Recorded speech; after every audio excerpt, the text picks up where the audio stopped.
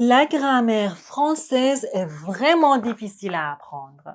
Mais non, c'est pas vrai. Je suis ici pour vous aider à apprendre le français, surtout la grammaire d'une manière très simple. Salut tout le monde et bienvenue sur la chaîne French Time. Moi, je m'appelle Parissa et j'adore le français.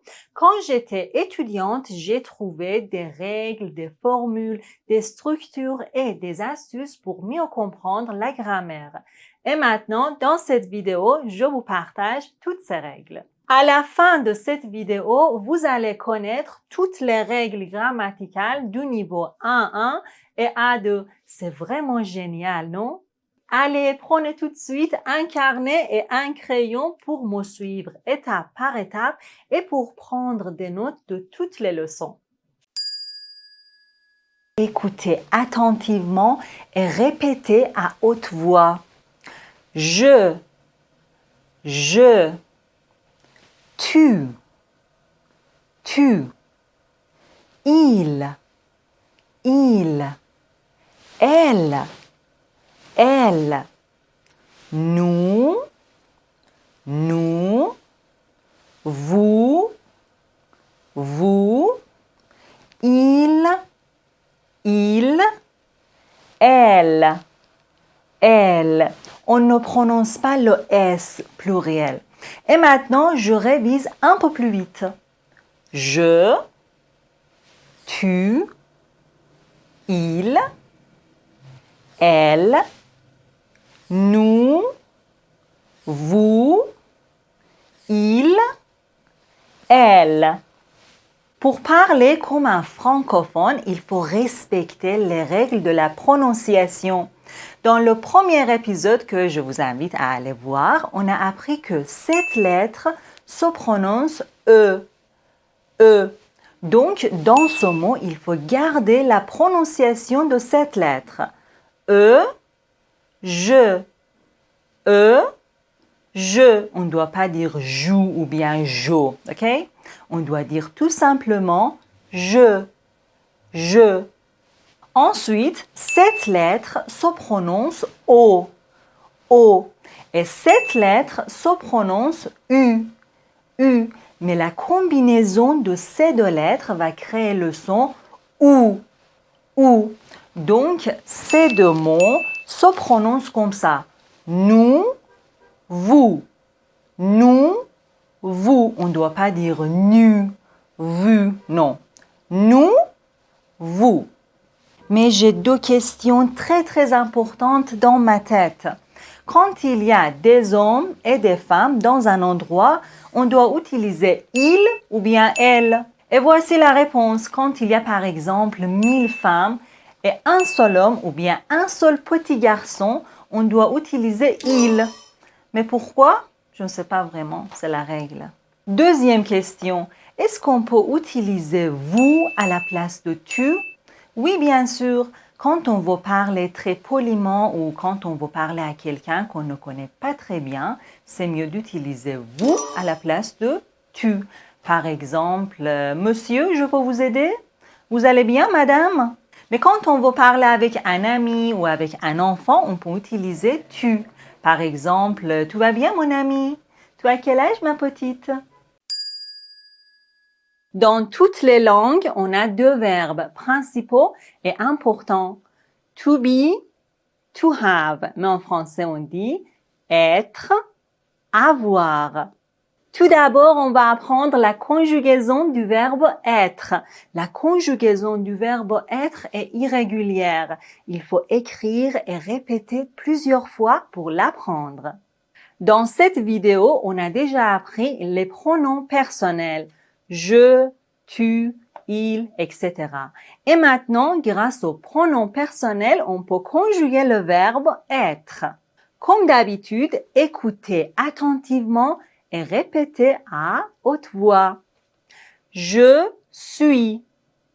Je suis. Tu es. Tu es. Il est. Il est. Elle est. Elle est. Nous sommes. Nous sommes. Vous êtes, vous êtes. Ils sont, ils sont. Elles sont, elles sont. Nous avons quelques remarques très importantes à propos du verbe être. Numéro 1. Regardez bien, les lettres qui sont rouges ne se prononcent pas. Comme vous voyez, on ne doit pas prononcer le S et le T final. Numéro 2. Pour la première personne, on doit dire je suis. On ne doit pas dire je suis, ok? Je suis, non. Je suis Parissa. Je suis professeur de français. Numéro 3. Vous êtes. Ici, on fait la liaison entre le S et le E accent circonflexe. Vous êtes, vous êtes, vous êtes. Numéro 4. Ils sont, elles sont. On ne doit pas prononcer le N complètement. On ne dit pas ils sont, elles sont. Non. Ils sont, elles sont. Pour apprendre l'emploi du verbe être de façon pratique, je vous donne quelques exemples. Je suis Parissa. Après le verbe être, on peut avoir un nom propre.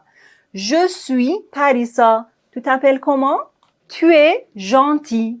Après le verbe être, on peut avoir un adjectif. Tu es gentil. Il est intelligent. Oh, je suis fatiguée. Après le verbe être, on peut avoir l'adjectif de nationalité. Je suis iranienne. Il est français. Nous sommes belges. Et enfin, après ce verbe, on peut avoir la profession. Je suis professeur. Il est médecin. Vous êtes traducteur. Juste ici, on a appris la conjugaison et l'emploi du verbe être. Et maintenant, on va voir le deuxième verbe, le verbe avoir. Il faut vraiment pratiquer pour ne pas confondre la conjugaison du verbe être et avoir. J'ai, tu as, il a, elle a, nous avons, vous avez, ils ont, elles ont. Mais ne vous inquiétez pas, vous apprenez la conjugaison de ce verbe, mais il faut vraiment pratiquer et écrire plusieurs fois pour l'apprendre. Et maintenant, je révise un peu plus vite. J'ai, tu as, il a, elle a, nous avons, vous avez, ils ont, elles ont. Comme d'habitude, je vous explique quelques remarques. Numéro 1. J'ai, I have. Ici, on a supprimé le E parce qu'il y a deux voyelles. Je ai, c'est un peu difficile à prononcer. Alors, on a supprimé le E en mettant une apostrophe. J'ai, c'est plus facile à prononcer, non? Tu as, il a, elle a. Mais essayez de les prononcer doucement. Tu as, il a, elle a. Nous avons, vous avez, ils ont, elles ont. Ici, on doit faire la liaison entre le S et la première lettre du verbe qui est une voyelle. Nous avons, vous avez, ils ont, elles ont. Finalement, ne prononcez pas le N complètement. Nous avons, ils ont, elles ont. On ne doit pas dire nous avons, ils ont, elles ont. Non. Nous avons, ils ont, elles ont. Et maintenant, l'emploi du verbe avoir. Premièrement, pour exprimer la possession. J'ai un livre. J'ai un livre. Tu as une maison. Nous avons une voiture. Deuxièmement, pour donner l'âge, on doit utiliser le verbe avoir. Attention, on ne doit pas utiliser le verbe être. J'ai 35 ans. On ne doit pas dire je suis 35 ans. Non. J'ai 35 ans. Tu as 23 ans. Entre parenthèses, je vous donne un petit exercice. Écrivez votre âge dans les commentaires et utilisez le verbe avoir. Par exemple, j'ai 35 ans. J'ai 18 ans. OK? Écrivez maintenant. Pour exprimer les sensations, on utilise le verbe avoir. J'ai chaud. J'ai froid. J'ai faim. J'ai soif. Merci beaucoup. Dans cette vidéo, on va apprendre la conjugaison des verbes du premier groupe. Les verbes du premier groupe se terminent par ER. Par exemple, chanter, travailler ou bien parler. Pour conjuguer les verbes du premier groupe, on doit supprimer ER. Et maintenant, on a un radical pour toutes les personnes. Ensuite, on doit ajouter ces terminaisons qui sont rouges et régulières. Et maintenant, je conjugue le verbe parler. Je parle, tu parles, il parle, nous parlons, vous parlez, il parle. Mais faites attention, on ne doit pas prononcer les terminaisons sauf pour nous et vous. Nous parlons, vous parlez. La conjugaison des verbes du premier groupe est régulière, mais il y a quelques exceptions. Numéro 1, le verbe aller, c'est un verbe qui se termine par ER, mais la conjugaison de ce verbe est totalement irrégulière. On va travailler sur ce verbe dans les prochaines vidéos. Numéro 2, les verbes qui se terminent par GER, comme par exemple nager, voyager. On les conjugue régulièrement, mais pour nous, on doit ajouter un E après le G. Nous nageons, nous voyageons. Et voici la conjugaison du verbe voyager. Je voyage. Tu voyages. Il voyage. Nous voyageons. Vous voyez, ici, on a ajouté un E après le G. Nous voyageons. Vous voyagez. Il voyage. Numéro 3. Les verbes qui se terminent par CER, comme par exemple commencer. On les conjugue régulièrement, mais pour nous, on doit écrire cédille. Nous commençons. Et voici la conjugaison du verbe commencer. Je commence, tu commences, il commence, nous commençons, c'est cédille. Vous commencez, il commence. Numéro 4. Les verbes appeler et jeter. Quand on les conjugue, on doit changer un petit peu le radical, mais les terminaisons sont les mêmes. Regardez bien, voici la conjugaison du verbe appeler. J'appelle, il y a 2 L. Tu appelles, 2 L. Il appelle, 2 L. Nous appelons, un seul L. Vous appelez, un seul L. Ils appellent, 2 L.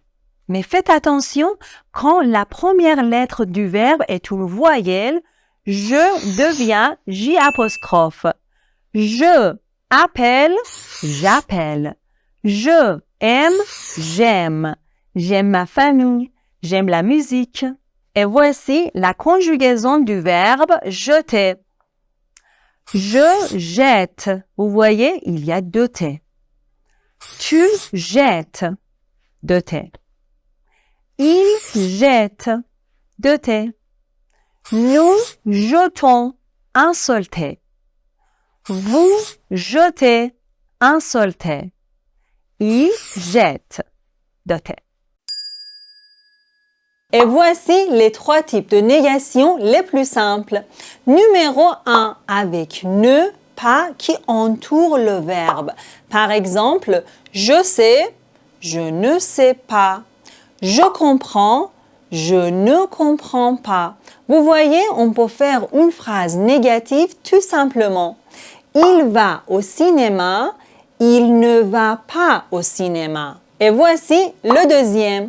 Pour indiquer une action qui s'arrête, on peut utiliser ne plus à la place de ne pas. Ne plus indique une action qui s'arrête. Par exemple, je joue aux échecs. Je ne joue plus aux échecs, c'est-à-dire avant, je jouais aux échecs, mais actuellement, je ne joue plus aux échecs. Mais attention, dans la négation, on ne prononce pas le S dans ce mot. Je ne joue plus aux échecs. Et maintenant, le troisième. Ne jamais, c'est la négation de toujours. Par exemple, je travaille toujours la nuit. Je ne travaille jamais la nuit, ok? Comme d'habitude, je vous explique quelques remarques très importantes. Numéro 1. À l'oral, on peut supprimer le ne dans la négation. Je ne sais pas, je sais pas. Je ne comprends pas, je comprends pas. Numéro 2.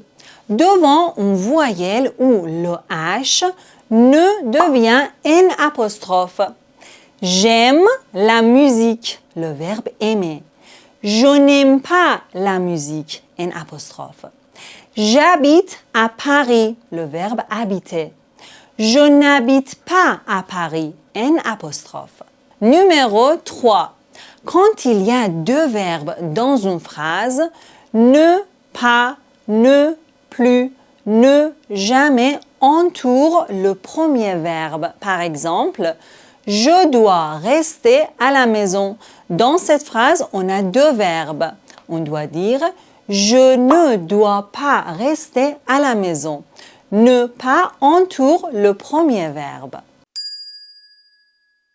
Dans la langue française, certains noms sont masculins et certains noms sont féminins. Donc, on a le qui montre un nom masculin et aussi singulier. Par exemple, le téléphone, le stylo ou bien le chapeau. Ensuite, on a la qui présente un nom féminin mais aussi singulier. Par exemple, la maison, la cravate, la banane. Et maintenant, on arrive à L apostrophe. Si un nom singulier est commencé par une voyelle, le et la deviennent L apostrophe.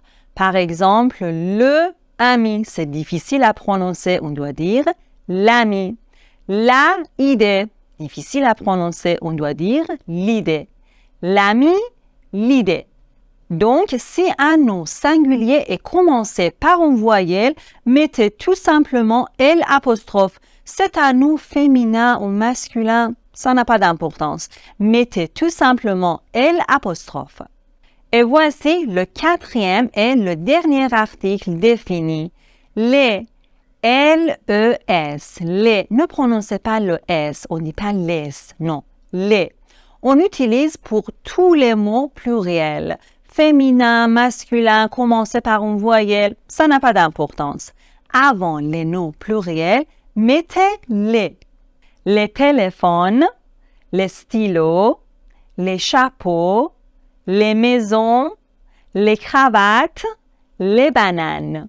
Mais attention, quand un nom pluriel est commencé par une voyelle, on doit faire la liaison. Les idées, les amis, ici, le S se prononce Z.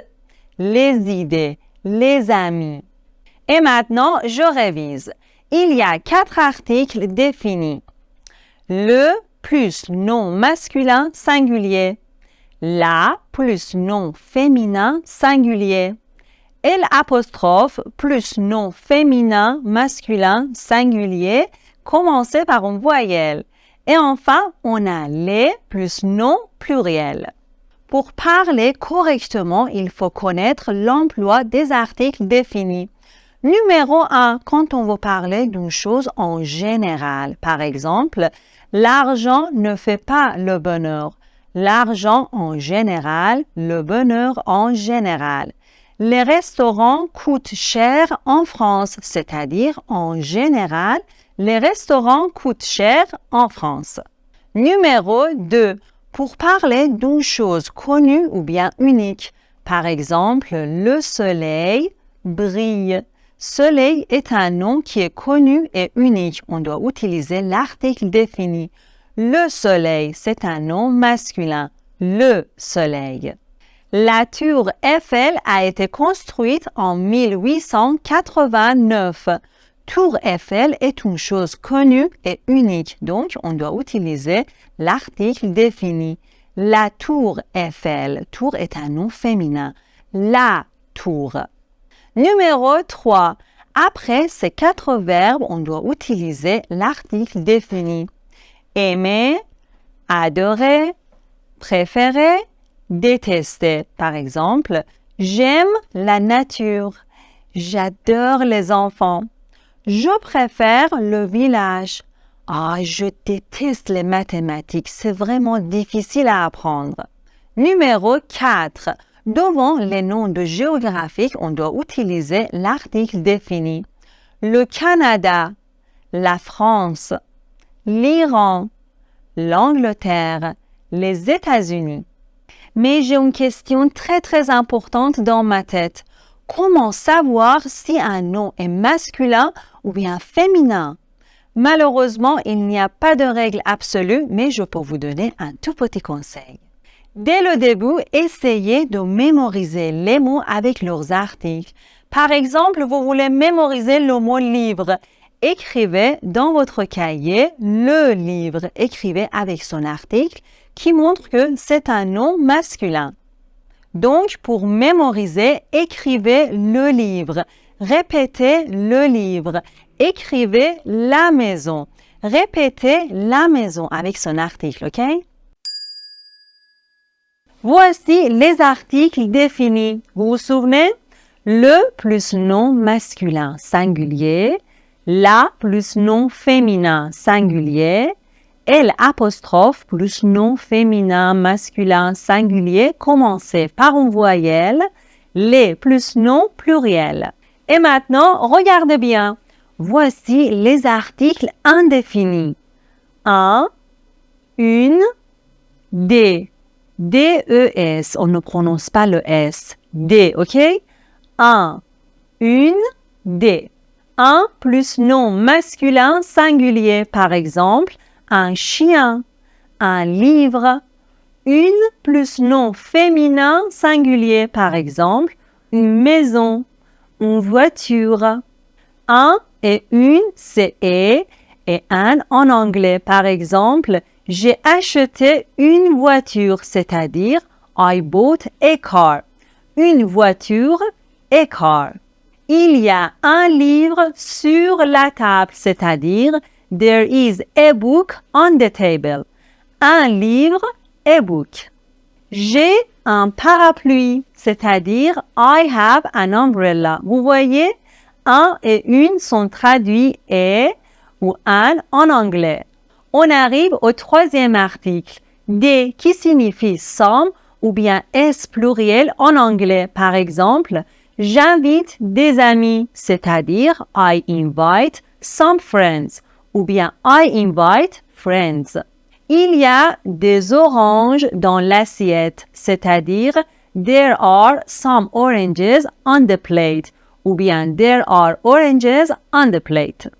Mais quand est-ce qu'on doit utiliser les articles indéfinis? La réponse est très simple. Les articles indéfinis s'emploient quand on veut parler d'une chose ou bien d'une personne pour la première fois et qu'ils désignent une chose ou bien une personne non identifiée. J'ai trouvé des gants par terre.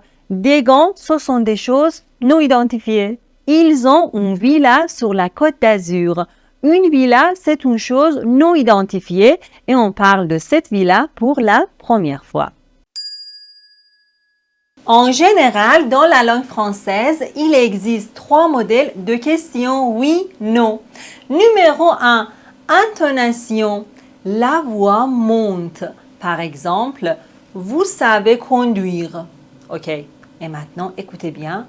Vous savez conduire? La voix monte. Et la réponse, oui, non. Au début de cette vidéo, mon collègue m'a dit, Parissa, tu es prête? La voix monte. Tu es prête? Parissa, tu es prête? Oui, oui, je suis prête. Tu viens chez moi? Vous parlez français? Vous voyez, avec l'intonation, on peut poser une question oui, non, tout simplement. Et maintenant, le deuxième modèle. Est-ce que, au début de la phrase, vous aimez la guitare? Ok. Est-ce que vous aimez la guitare? C'est une question oui, non. Tu habites à Paris? Ok. Est-ce que tu habites à Paris? Et la réponse, oui, non. Mais attention, quand le sujet commence par une voyelle, que devient Q, U, apostrophe? Par exemple, elle a une maison. Est-ce qu'elle a une maison? Ils sont chez vous. Est-ce qu'ils sont chez vous? Et voici le troisième et le dernier modèle. Inversion du sujet. Par exemple, vous avez un sac. Et maintenant, avez-vous un sac? On fait l'inversion du sujet. Et la réponse, oui, non. Tu viens. Viens-tu? Comme vous voyez, après l'inversion du sujet, il faut mettre un trait d'union entre le verbe et le sujet. Vous savez conduire. Et maintenant, savez-vous conduire? Il faut mettre un trait d'union. Attention, quand le verbe finit par une voyelle et que le sujet commence par une voyelle, il faut mettre un T entre le verbe et le sujet. Il a une voiture. Et maintenant, je fais l'inversion. A-il une voiture? C'est vraiment difficile à prononcer. Donc, on doit mettre un T entre le verbe et le sujet. A-t-il une voiture? Un autre exemple. Il joue au tennis. Et maintenant, je fais l'inversion. Joue-t-il au tennis? Il faut mettre un T entre le verbe et le sujet. Mais qu'est-ce qu'on doit faire quand le sujet est un nom propre? Par exemple, Caroline est chez toi.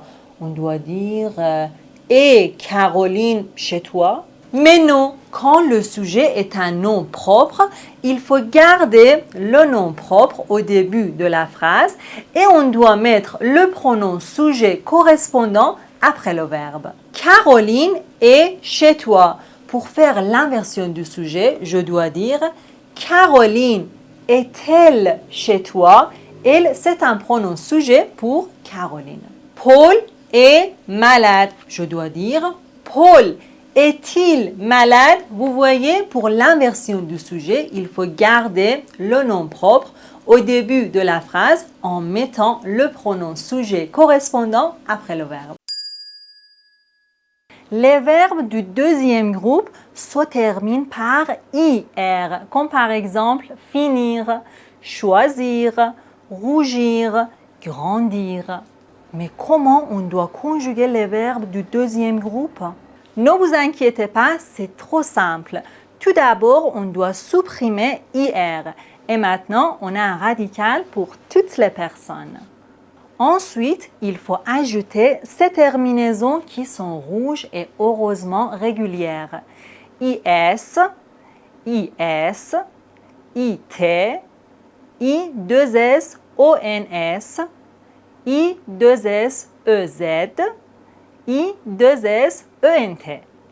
Écoutez bien, c'est la conjugaison du verbe finir. Je finis, on ne prononce pas le S. Tu finis, comme vous voyez, je et tu se conjuguent de la même façon. Tu finis. Il finit. Nous finissons. Nous finissons. Vous finissez. finissez. Vous finissez. Ils finissent.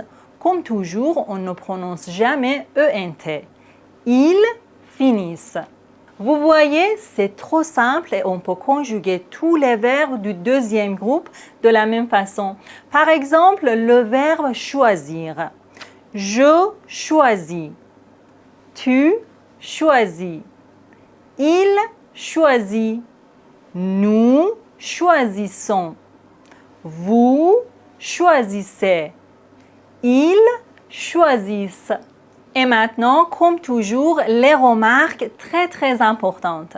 Numéro 1. Quand un verbe se termine par OIR, ce n'est pas le verbe du deuxième groupe, c'est un verbe du troisième groupe. Par exemple, pouvoir, vouloir.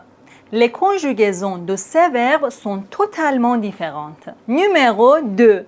Certains verbes qui se terminent par IR ne sont pas les verbes du deuxième groupe, comme par exemple courir, c'est un verbe du troisième groupe.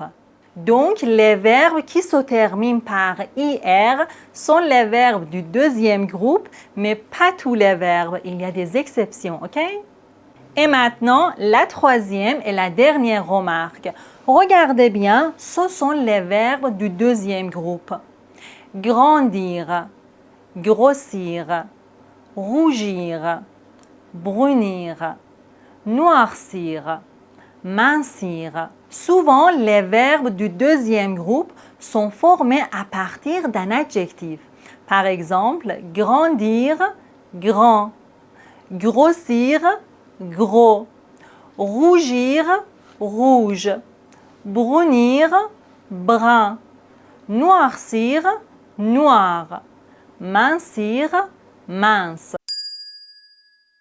Regardez bien, ce sont les pronoms toniques. Moi, toi, lui, elle, nous, vous, eux, elle. Alors attention, on ne dit pas O, on doit dire E, E.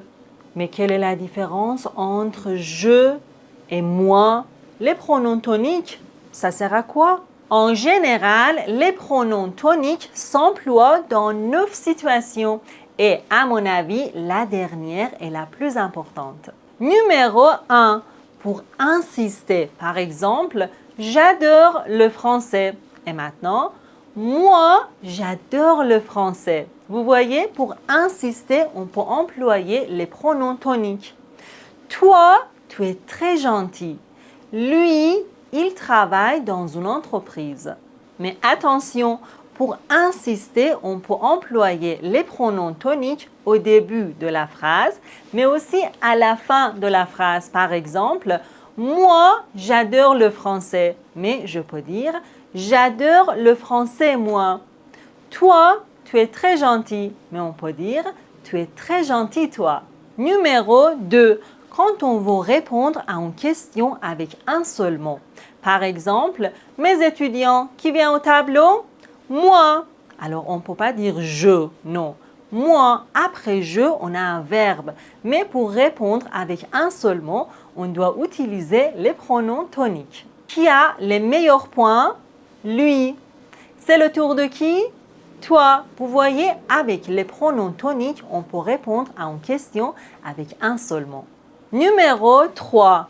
Avec, aussi, pas, ne plus. Par exemple, j'ai très chaud. Moi aussi. J'aime la musique. Pas moi. Je n'aime pas les mathématiques. Moi non plus. Numéro 4.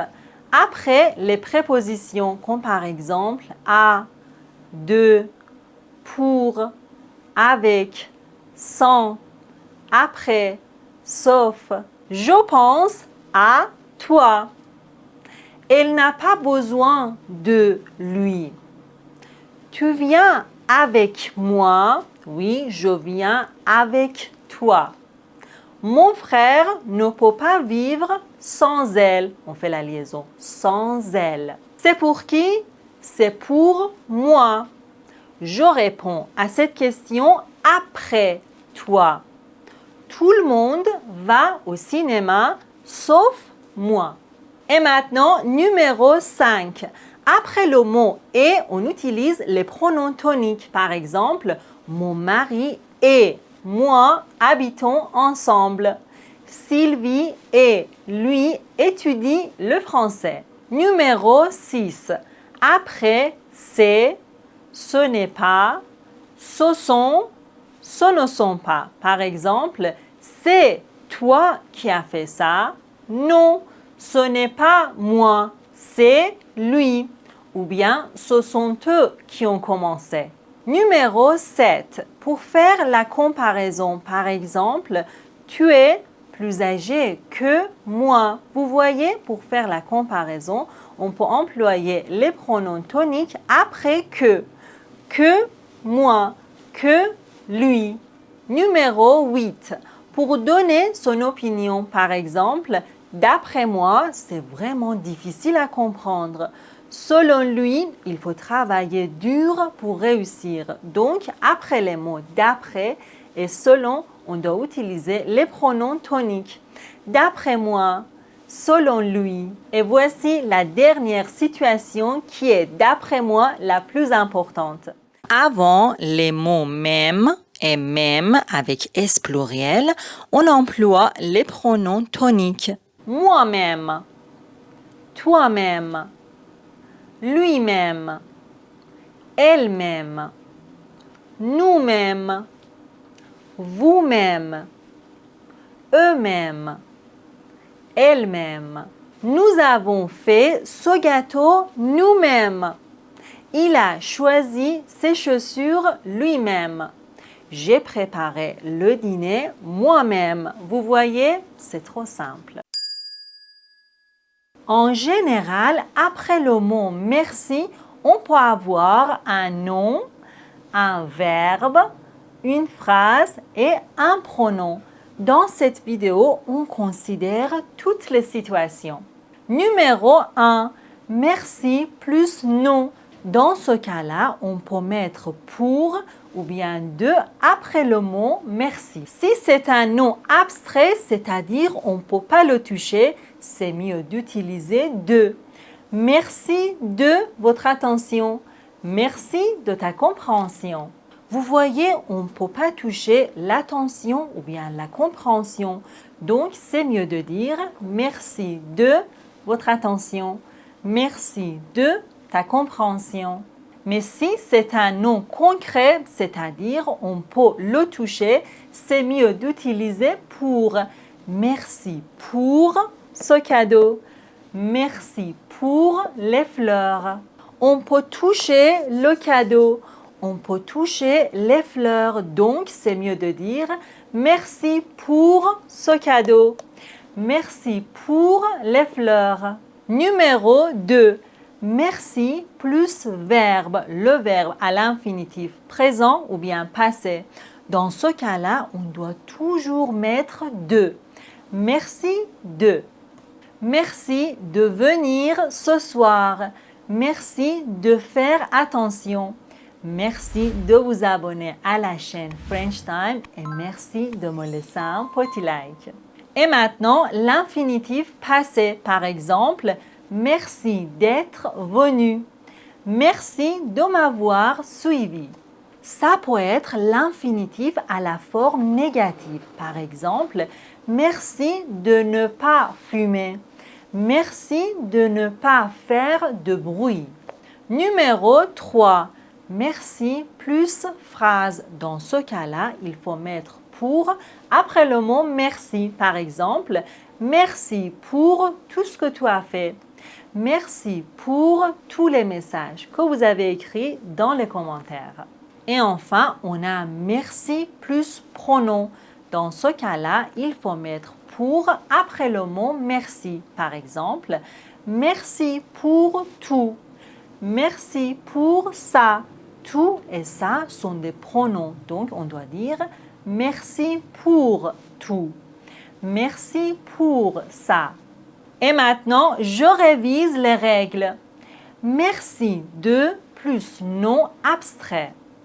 Merci pour plus nom concret.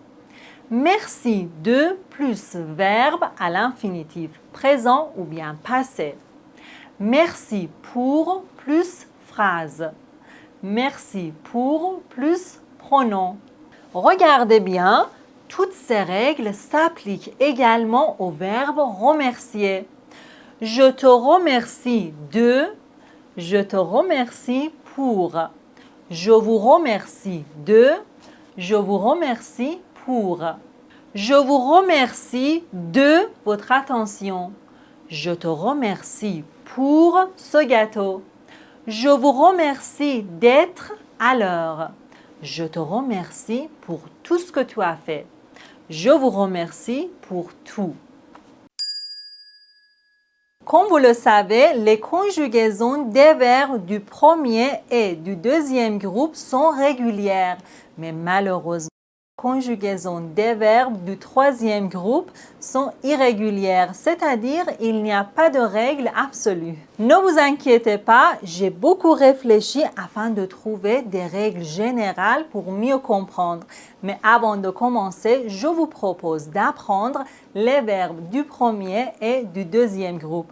Je vous laisse les liens dans la description. Voici les règles générales du troisième groupe.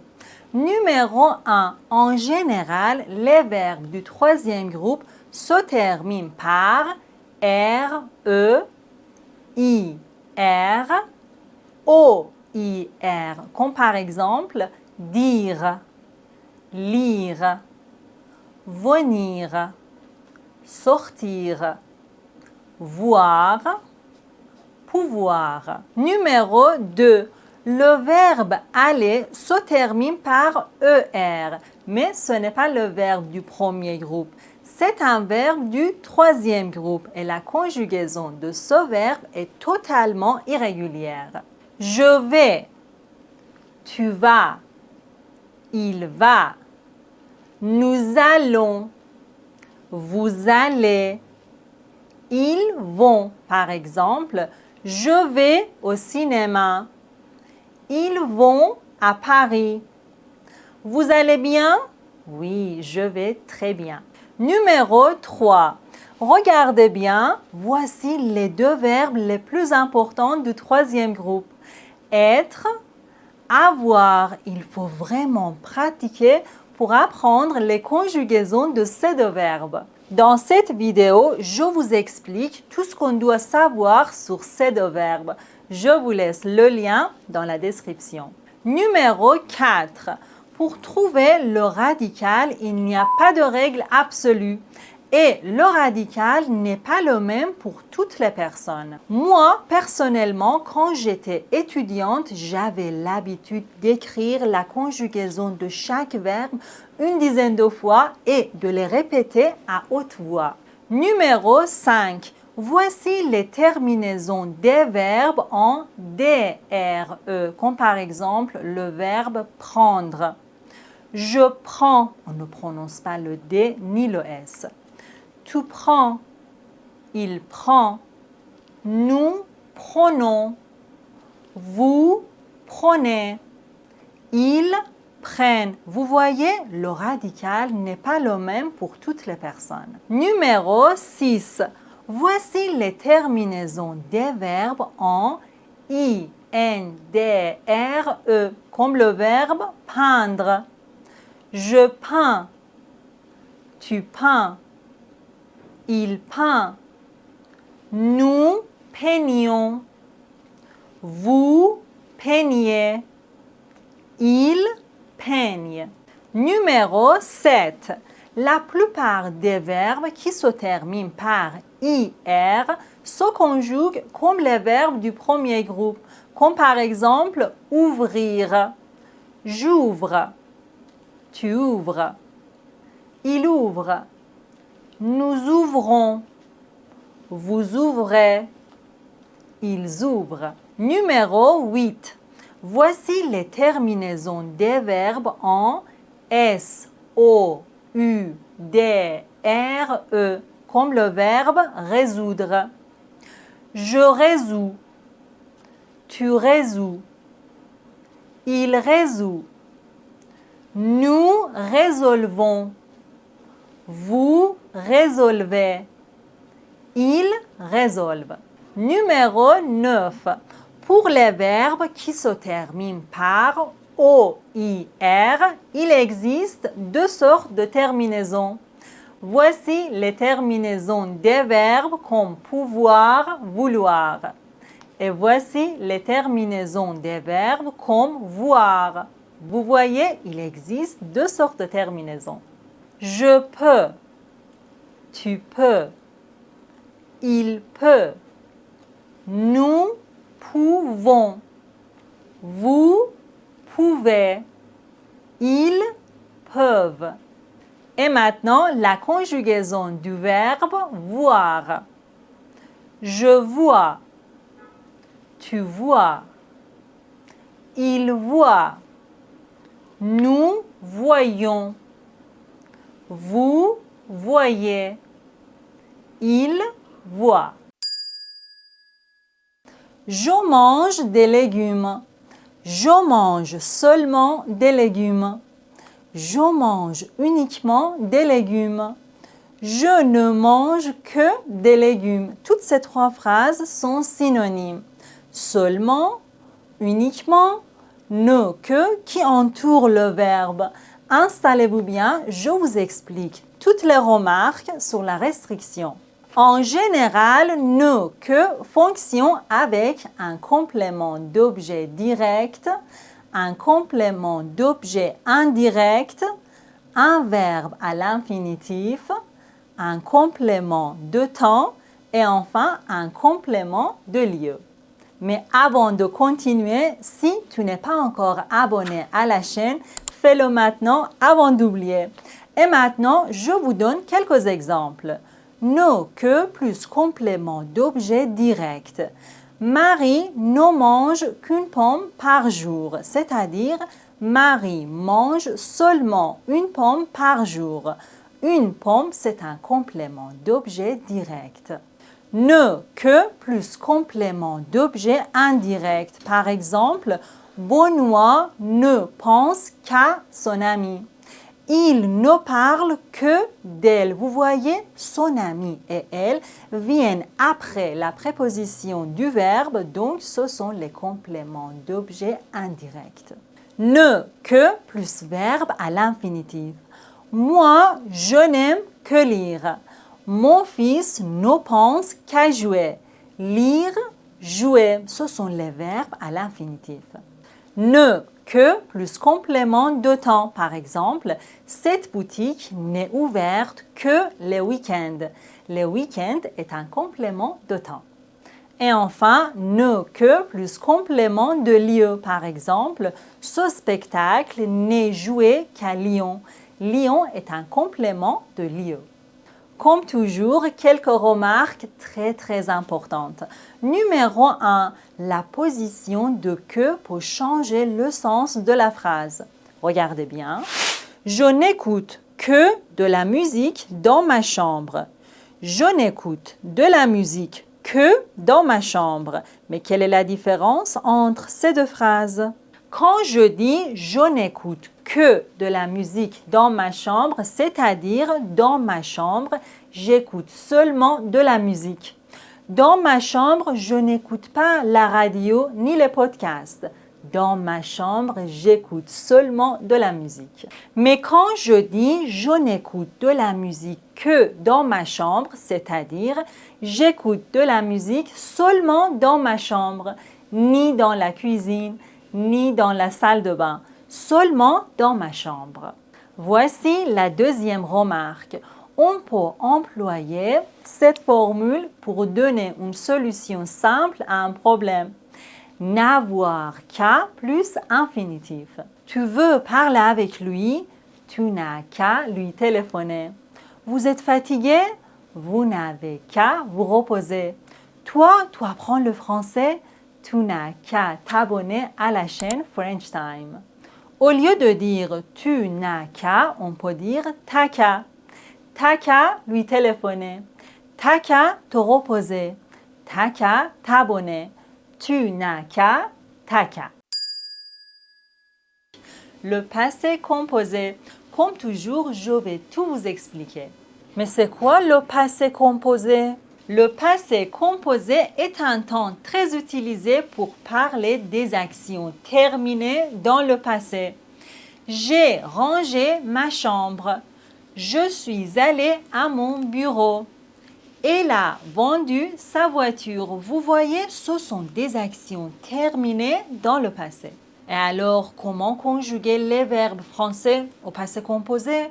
Le passé composé est un temps composé. Il se forme avec l'auxiliaire être ou bien avoir plus participe passé du verbe principal. Pour apprendre la conjugaison des verbes être et avoir, je vous propose de regarder cette vidéo.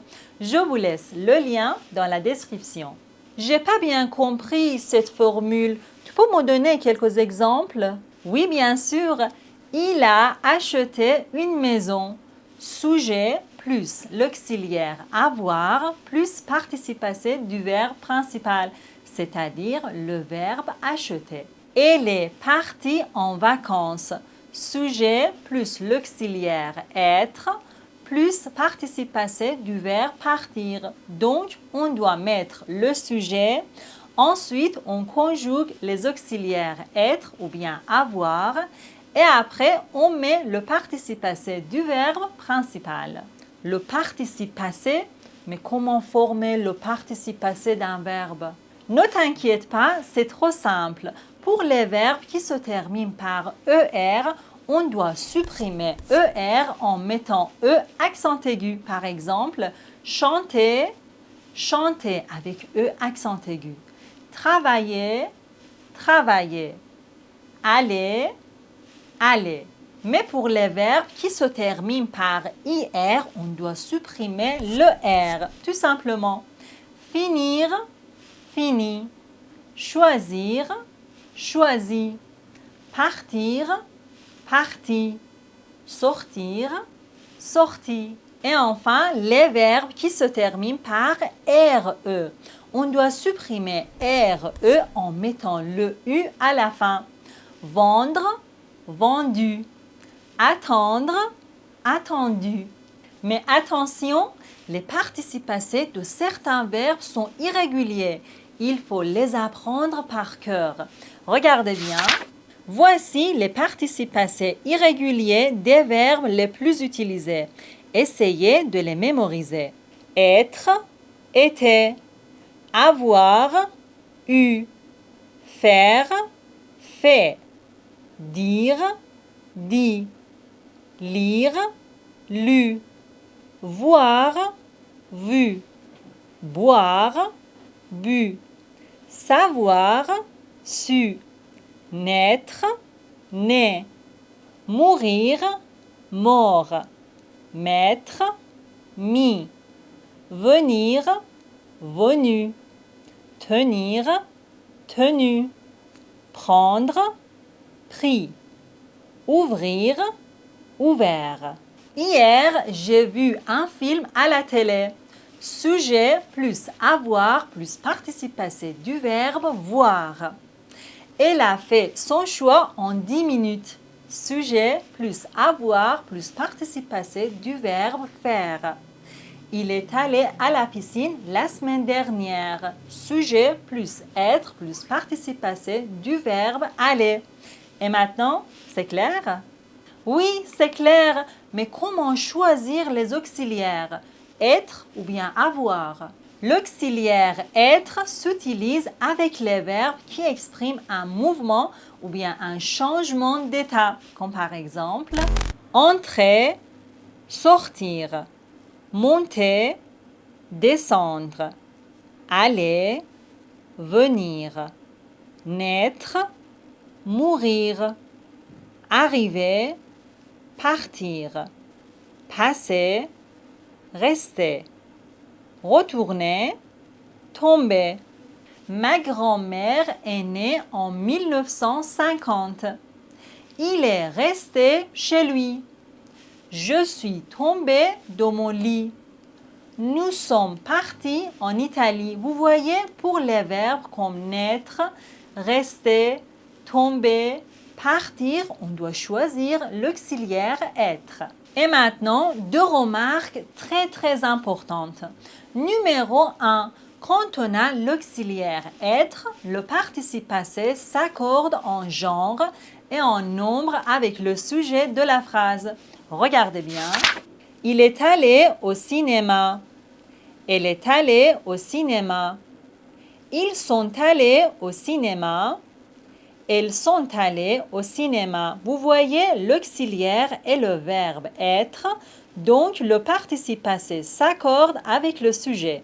Numéro 2. Certains verbes se conjuguent avec tous les deux auxiliaires, être et avoir, comme les verbes sortir, monter, descendre, retourner, passer. Je vous explique avec quelques exemples. Je suis sortie de la maison. J'ai sorti les poubelles. Quand je dis je suis sortie, je parle de moi-même. Donc, on doit utiliser l'auxiliaire être. Je suis sortie. Je suis sortie de la maison. Mais quand je dis j'ai sorti les poubelles, le verbe sortir est suivi d'un complément d'objet direct. Sortir quelque chose. Sortir les poubelles. Donc, on doit utiliser l'auxiliaire avoir. J'ai sorti les poubelles. J'ai sorti le chien. Je suis rentrée à la maison. C'est moi-même l'auxiliaire être. J'ai rentré la voiture. Rentrer quelque chose. L'auxiliaire avoir. Je suis montée dans la voiture. C'est moi-même l'auxiliaire être. J'ai monté les valises. Monter quelque chose. L'auxiliaire avoir. J'ai bien compris. La dernière question. Comment mettre le passé composé à la forme négative? Ne, pas, ne, jamais, ne, plus entoure les auxiliaires être et avoir. On doit suivre cette règle. Sujet plus non plus être, avoir plus pas, jamais, plus participe passé. Il est venu ici. Il n'est pas venu ici. Il n'est jamais venu ici. Tu as mangé ta pomme. Tu n'as pas mangé ta pomme. Tout simplement. Quand j'étais petite, j'avais l'habitude de chanter dans ma chambre. Hier, il faisait beau. Si on allait au cinéma ce soir, était, avait, faisait, allait. Installez-vous bien, on va apprendre l'imparfait, le temps très utilisé du passé. Dans la langue française, il existe deux temps très courants pour parler du passé. Le passé composé et l'imparfait. Dans cette vidéo, on a déjà appris le passé composé. Et maintenant, dans cette vidéo, on va voir l'imparfait. Tout d'abord, on va apprendre la formation de l'imparfait qui est heureusement régulière. Alors, regardez bien, on a le verbe parler. Pour trouver le radical, on doit conjuguer ce verbe pour nous. Nous parlons. Ensuite, on doit supprimer ONS. Il nous reste parle qui est le radical pour toutes les personnes. Et maintenant, on doit ajouter ces terminaisons qui sont rouges et régulières.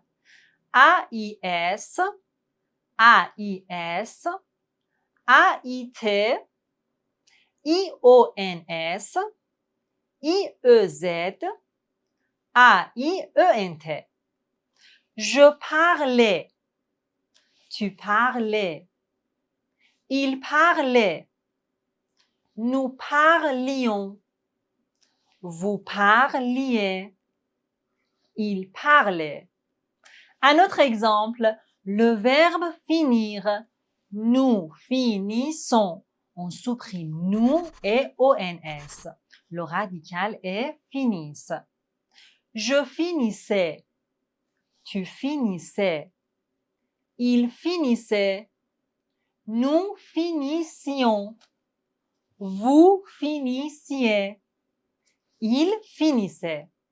Et maintenant, l'imparfait du verbe faire. Nous faisons. On supprime nous et ONS. Le radical est fause. Je faisais. Tu faisais. Il faisait. Nous faisions. Vous faisiez. Il faisait. Cette règle fonctionne pour tous les verbes, mais il y a une seule exception, le verbe être. Le radical de ce verbe est être, mais les terminaisons sont les mêmes. J'étais, tu étais, il était, nous étions, vous étiez, ils étaient. Vous avez bien compris? Vous voyez, c'est pas vraiment difficile à apprendre. Vous savez maintenant former tous les verbes à l'imparfait, le temps du passé qui est très utilisé. Excusez-moi, madame, j'ai bien compris la formation, mais comment utiliser l'imparfait? Dans quelle situation? En général, on emploie le temps de l'imparfait dans cette situation. Voici la première. Pour exprimer une action longue dans le passé, par exemple, quand j'étais petite, mon père travaillait dans cette entreprise. C'est une action longue dans le passé. Numéro 2. Pour faire la description des gens ou bien des choses dans le passé. Par exemple, sa maison était très grande et il y avait un joli jardin tout autour. Au festival, tout le monde dansait. Vous voyez, on emploie l'imparfait pour faire la description dans le passé. Numéro 3. Pour parler du temps au passé, par exemple, avant-hier, il faisait très froid et il y avait beaucoup de vent. Mais hier, il pleuvait et il faisait beau. Numéro 4. Pour raconter une histoire au passé, par exemple, il était une fois une fille s'appelait Cendrillon. Moi, personnellement, j'adore cette histoire. Numéro 5. Pour parler des actions répétées ou bien habituelles dans le passé. Tous les dimanches, elle rendait visite à ses parents. Ce sont des actions répétées ou bien habituelles dans le passé. Numéro 6. On emploie l'imparfait pour demander quelque chose poliment. Par exemple, je voulais vous demander un service. Je voulais t'emprunter ta voiture pour un seul jour. C'est possible? Et maintenant, on arrive à la dernière. Regardez bien. Si plus imparfait. On emploie cette formule pour proposer quelque chose à quelqu'un. Par exemple, si on allait au restaurant ce soir, si on jouait au tennis, si on regardait un film. Je regarde la télé. J'ai regardé la télé. Je regardais la télé. Le présent, le passé composé, l'imparfait. Le présent, c'est clair, mais quelle est la différence entre ces deux phrases? Pour comparer le passé composé et l'imparfait, on résume leurs emplois. On utilise le passé composé pour parler d'une action terminée dans le passé. Victor Hugo est né en 1802. Je me suis mariée il y a 10 ans. On emploie le passé composé pour raconter une suite d'événements. Hier, je me suis levée à 6 heures. J'ai pris ma douche. Ensuite, j'ai pris mon petit déjeuner. Je suis allée au travail à 7h30. Vous voyez, on utilise le passé composé pour parler des actions terminées dans le passé et pour raconter des événements l'un après l'autre. Et maintenant, l'emploi de l'imparfait. On utilise l'imparfait pour décrire une situation dans le passé. Il faisait beau, le soleil brillait, les oiseaux chantaient. Elle habitait dans une belle maison qui avait un petit jardin. On emploie l'imparfait pour parler des actions répétées ou habituelles dans le passé. Quand j'étais petite, j'avais l'habitude de jouer seule dans ma chambre. Chaque mercredi, il allait à la piscine. Ce sont des actions répétées ou habituelles dans le passé. Et maintenant, on va voir comment utiliser le passé composé et l'imparfait ensemble. C'est pas vraiment compliqué, je vous explique très simplement. En général, on emploie l'imparfait pour parler une situation dans le passé et on emploie le passé composé pour raconter un événement soudain dans cette situation.